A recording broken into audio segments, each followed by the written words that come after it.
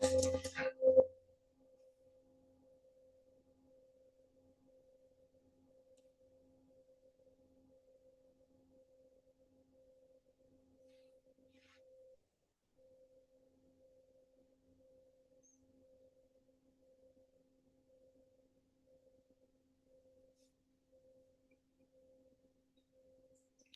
everybody.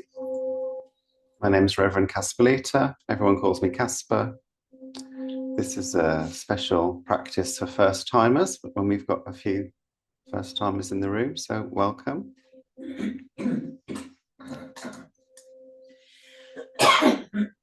Archaeologists suggest that the first sort of evidence of human gatherings were ritual places. Like, we don't really know, of course, because it was a long time ago and there's not a lot of evidence, but it seems to be the case that human beings have been coming together for thousands and thousands and thousands of years to perform ceremonies together. And that's sort of what we're doing today as well. So we're in that tradition, and I'll talk through the different elements of what we're doing as we go along.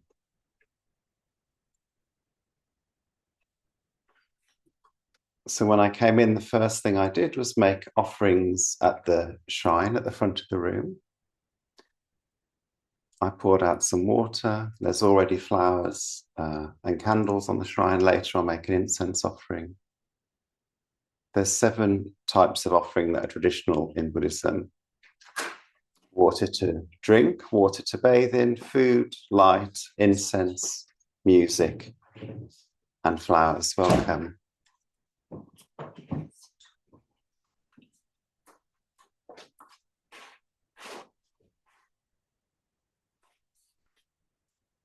So I was just explaining that before you came in, I made some offerings to the main shrine. And the reason we do that is to welcome the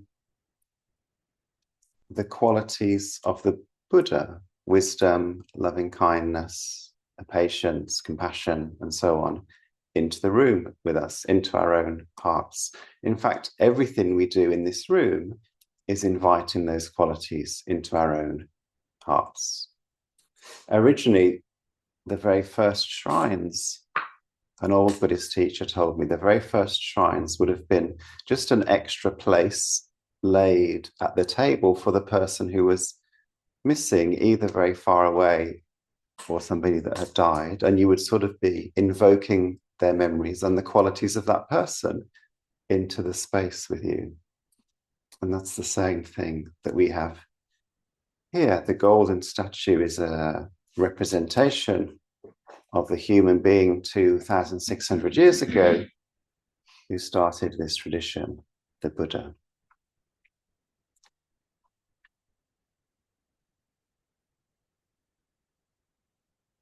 So we're always welcoming those qualities into our heart. We always begin practice with a reading. This morning I want to read to you from Tai Uno's book, River of Water, River of Fire. This is the beginning of chapter 4, which is called Home Composting. As part of an effort to become more environmentally conscious, my hometown of Northampton, Massachusetts, has been encouraging home composting by all the residents. After all, every little bit helps solve the ecological problems of overflowing landfills, chemical poisoning, deforestation, soil erosion, and the disappearing ozone layer. This book was written a while ago. We have now fixed the hole in the ozone layer. When scientists from across the world come together, they can do amazing things, and governments by banning CFCs. So there is hope. Each household was given manuals on composting with detailed instructions on the waste material to use. The mixture of decaying organic substances such as food scraps, apple, banana peelings, leftover leafy vegetables, coffee grinds, cut lawn grass, and shredded leaves will not only reduce trash, but produce rich, fertile soil. As I was reading the manual, I was reminded of a Pure Buddhist poem by Chiso Yanagida. When the soil receives waste material, the waste material is turned into soil. It's not necessary to change into soil to become part of the soil. The soil receives whatever is given without making any demands. Namo Amida Butsu receives a person just as is. When the Nembutsu receives a person, no matter who or what, the person is transformed into the Nembutsu, celebrating and blessing life. The Nembutsu takes me as I am, imperfect and incomplete, with worries and problems, and transforms everything into the contents of highest virtue.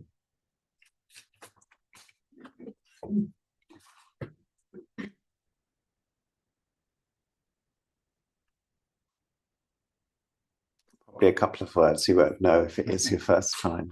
Nembutsu is the central practice we do here, reciting the name of the Amida Buddha. Namo Amida Butsu and Namo Amida Bu is the words to the Nembutsu. And what that is, it's just like this whole practice is a ritual, and chanting is a small ritual with exactly the same function. When we say those words, we're inviting those qualities of warmth and compassion into our own heart. And what the poem is suggesting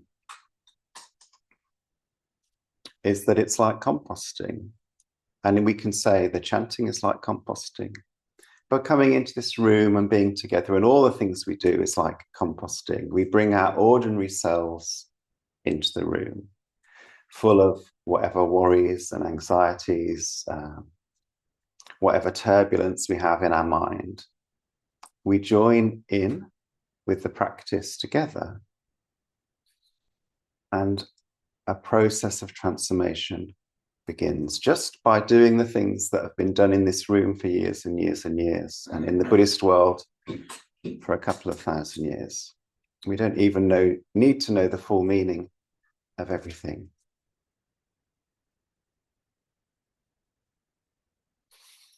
In this school of Buddhism particularly, we believe that compassion, insight, patience, those things are already present. We're just separated from them. And the act of composting is transforming the things that separate us, greed, ill will, ignorance, releasing those things and becoming more and more held by the wisdom and compassion that is already present, that we refer to often as Amida Buddha. So now we're going to go into, don't worry if not much of this makes sense. It's a bit like the name for a Buddhist robe is klesha, which means stain. And coming to practice, it's a bit like a dyeing process. You just have to dip yourself in it a lot of times and slowly the color takes. And we're going to do some meditation now. So finding a position that is upright and relaxed at the same time. You might want to sway a little bit left to right and forwards and backwards, just kind of noticing where the center is. We'll sit for about 10 minutes. And I invite you to notice the breath, cooler air entering at the tip of the nose, warmer air leaving, not trying to breathe in any particular way, just noticing how it is moment to moment. And when you become distracted, which you might do 1,000 times, and that's really normal, when you notice that your attention has gone elsewhere, just gently bringing it back to the breath. Now, I often say, like, a good meditation isn't one where you had a peaceful mind. That might be a pleasant meditation. But a good meditation is one where you sat down when you said you were going to, for how long you said you were going to. And when you noticed that you were distracted, you bring your attention back.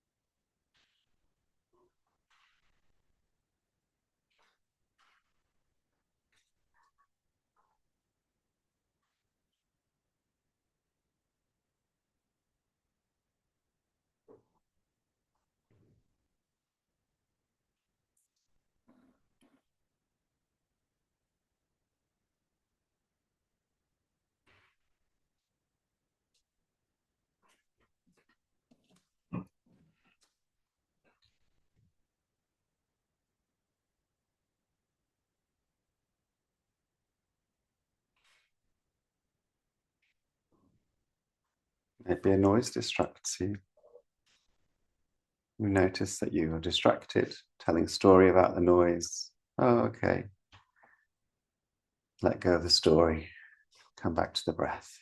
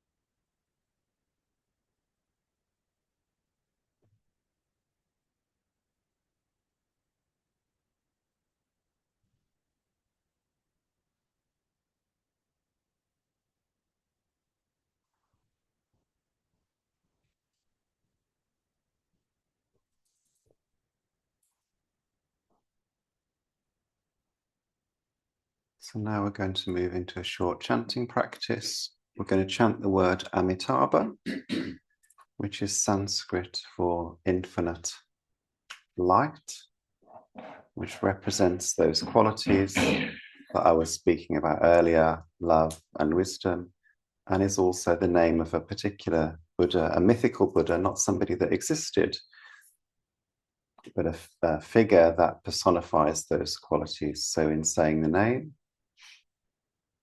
we are reminding ourselves that love, compassion, wisdom are already present. We just forget it over and over again, and the chanting reminds us.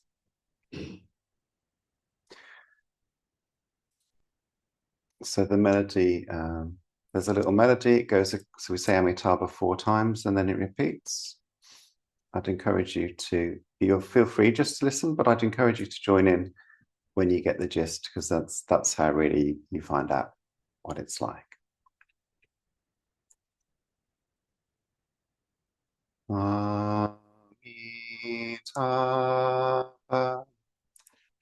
Amitabha,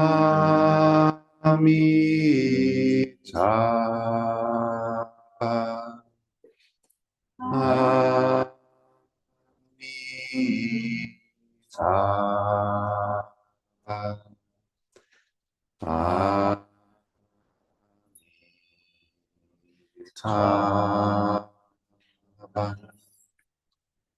Amitabha,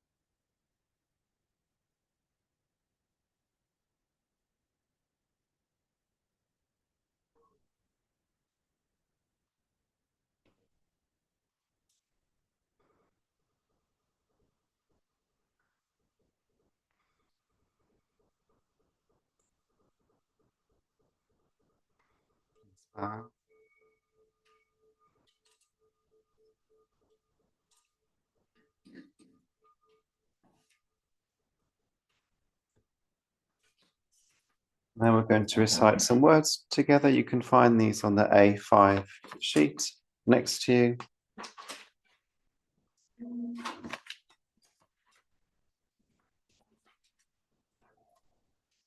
I'll ask you to repeat after me, but the words are there if you want to look at them. So we begin with the refuges. These are the things that we, as Buddhists, we express confidence in. It's the things we're in the process of handing ourselves over into, or allowing ourselves to be supported by. Then we'll recite the precepts. These are our version of the precepts that the Buddha gave to his lay disciples 2,500 years ago. Advice on how to live ethically, which is just good generally, right, to live ethically, but also the less bad karma we're putting into the world, the more relaxed our minds will tend to be, the more chance of wisdom and compassion appearing naturally there are. So we put a little bit of energy into to following the precepts. It can help open our hearts. And then finally, we finish with the Bodhisattva vows in call and response, which are a traditional way of expressing the aspiration that all beings receive some of the peace that we find in this practice. So please repeat after me. For refuge, I go to the Buddha. For refuge, I go to the Buddha. The one who is awake and full of love. The one who is awake and full of love. Namo Buddhaya. Namo Buddhaya. For refuge, I go to the Dharma. For refuge, I go to the Dharma. All that guides us to wisdom and compassion. All that guides us to wisdom and compassion. Namo Dhammaya. Namo Dhammaya. For refuge, I go to the Sangha. For refuge, I go to the Sangha. Those who live in the Buddha's light.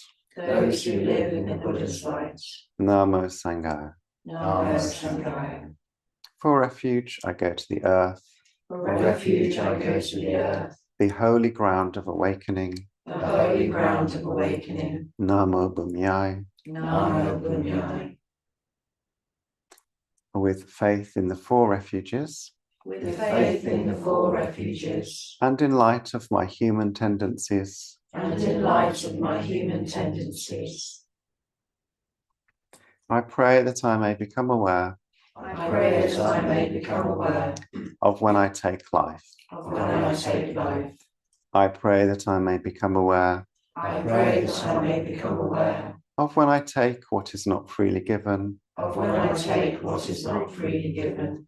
I pray that I may become aware. I pray that I may become aware. Of when I fall into sexual misconduct. Of when I fall into sexual misconduct. I pray that I may become aware. I pray that I may become aware. Of when I fall into wrong speech. Of when I fall into wrong speech. I pray that I may become aware. I pray that I may become aware. Of when I become intoxicated. Of when I become intoxicated. No blame. No blame. Be kind. Be kind. Love everything. Love everything. Innumerable sentient being. We vow to save them all. Inexhaustible our deluded passion. We vow to transform them all. Immeasurable are the Dharma teaching. We vow to master them all.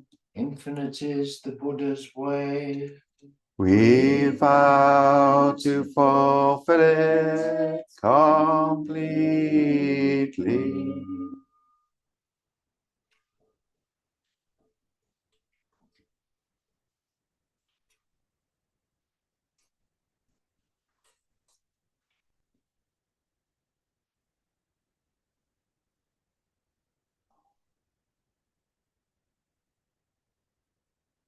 there's quite a lot of bits involved in practice. You know, I've been doing this for a long time now. This particular, in Pure Land Buddhism, I'm coming up for 20 years. That's I don't really like that. Well, I guess that's life. We all get older. And other forms of Buddhism before then. And there's a common psychological phenomenon where when you're an expert in something, or when you're very familiar with something, you overestimate what a beginner knows about the subject that you're an expert in. So it's quite hard to speak to real beginners when you're an expert at something. I don't know if you've ever seen those YouTube videos. There's I think it's a physics teacher maybe who speaks to like as if he's teaching postgraduate students and then graduate students and then high school students and then primary school students and then nursery school students. And it shows what a skill it is to speak to real beginners.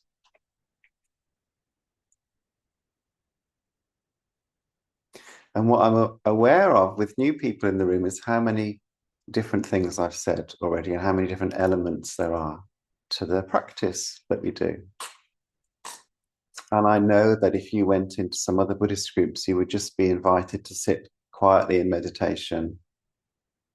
And that would be it. And maybe somebody would do a very short reading at some point.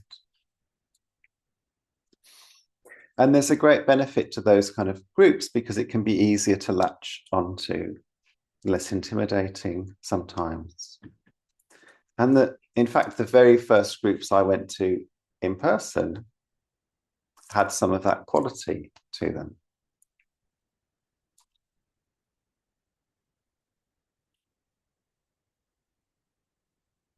But there's also a loss in that as well. It's a double-edged sword. Because the complexity of something like this, which is pretty typical of what you would encounter if you went to a Buddhist country, reflects the complexity of the Buddhist teaching, the complexity of our hearts, and particularly the complexity of an enlightened heart or mind. In Buddhism, the word for heart and mind is the same. And an enlightened mind is like a jewel with many facets. The light hits it in different ways, and maybe over here you get a rainbow, and here you get, the light goes in this direction, and it glints and sparkles. It isn't just one thing.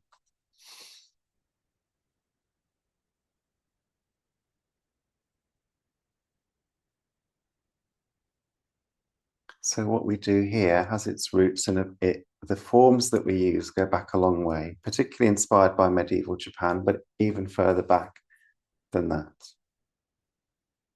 And the intention of them is to bring us into a place where we start to feel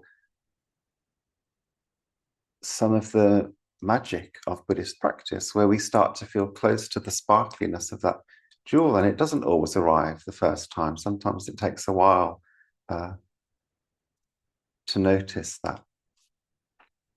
And the thing about ritual and ceremony and meditation and chanting are forms of ritual is I can tell you what they mean, but that's never the whole story. Because to do something with your body and mind is how you discover the true meaning of it.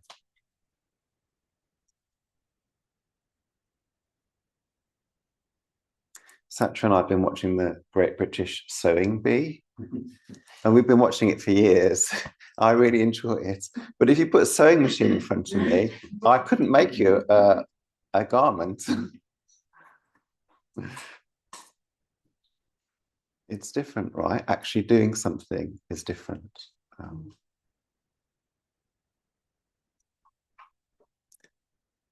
So I try and say a few things So you know, like, oh, this maybe means this, a bit of this, and this means a bit of that. But the only way you can really discover what it's like to do Buddhist practice and what it's like to get to become closer to a Buddha, to become more yourself, is by doing it. Just in the same way, the only way you can really find out what it's like to sew a garment is to sew a garment. So in a moment, we're going to stand and bow. There's a lot of bowing in Buddhism. We're going to stand and bow 3 times to the main shrine. As we do that, we're also chanting Namo Amida Bru. It's a pretty complicated bit of practice for beginners, to say nothing of the fact that bowing can be quite intimidating to Western minds. And some of the meaning I can tell you is like the mind. Maybe it's helpful to say, like, sometimes we talk about the mind of the Buddha as being something inside that we uncover. And sometimes, because sometimes that's our experience. Oh, here's some compassion that feels really genuine. And sometimes we talk about it as the Pure Land, a place that exists around us, because sometimes that is our experience. Oh, I can feel my small mind is full of all this kind of turbulence, but I have a sense that there's something bigger around me. Inside, outside, it's not so important at the end of the day. It's about making the connection with love, compassion, wisdom. And bowing is one of the ways we do that. We are saying that we want to move in the direction of love and compassion and wisdom, and that we hold those as higher virtues than the usual workings of our own small mind. That's one way of explaining what a bow is, and you don't have to join in, but the only way of really knowing what it is to join in, and then also to come back and do it again and again. So we'll do that now together.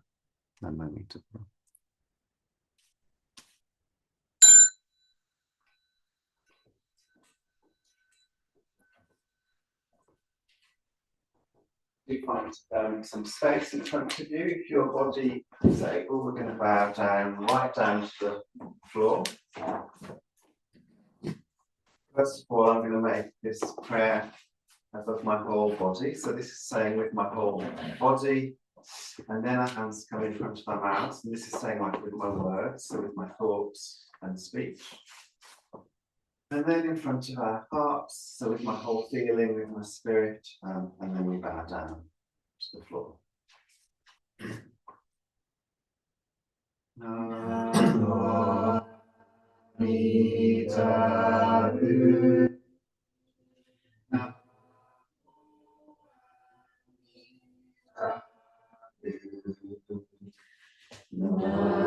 Namo Amida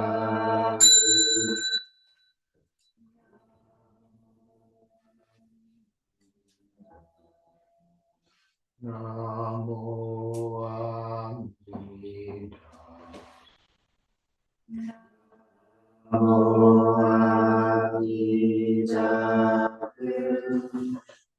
Namo Amida. Namo Amida.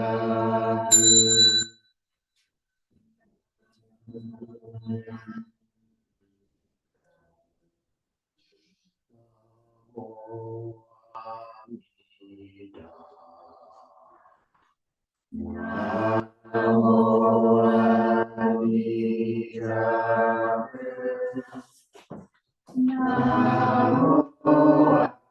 Amida.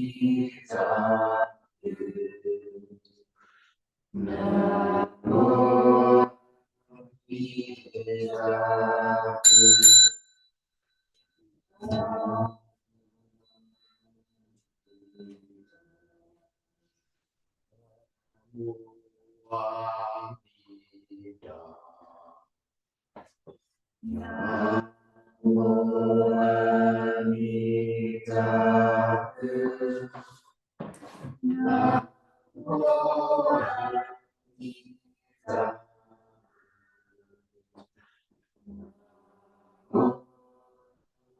Alas,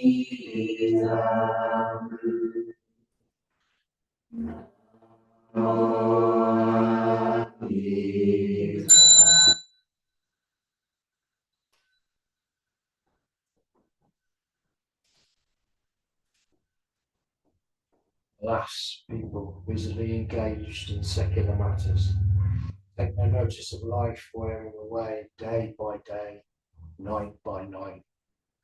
Like a lamp in the wind, how long can it last? In the 6 realms of vast samsara, there is no fixed abode. Until we are emancipated from the sea of affliction, how can we rest in peace? Should we not be afraid? While we still have strength, let us each hear a Dharma. Let us strive and diligently seek the path to eternity. Thank you. So we'll come back to standing in our places. A little bit more bowing. So when John Mayer rings the bell, we're going to bow once to either side of us to thank the people that we've practiced with, and then he'll ring it again twice. And we'll bow to the main shrine, and then we'll tidy our seats and bow to our seats to thank the space that we're in as well.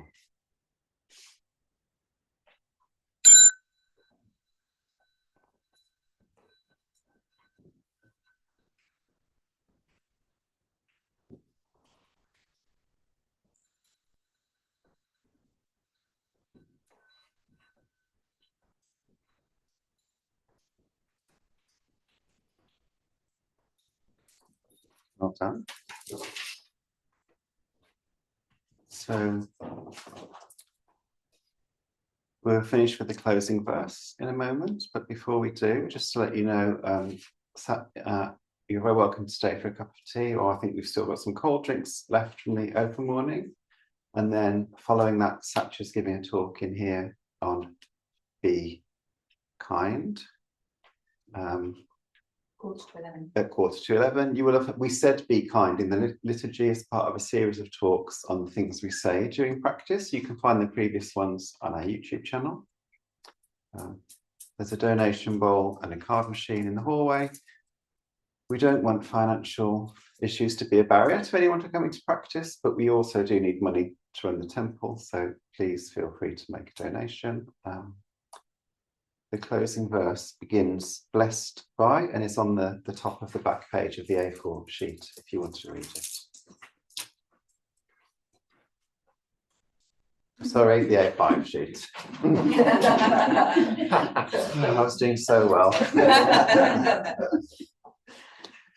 Blessed by Amitabha's light, may we care for all living things and the holy earth.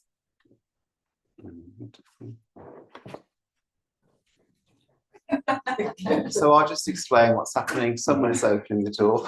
It's supposed to be the nearest person to the door. But you don't know that. So I was going and Jean was going.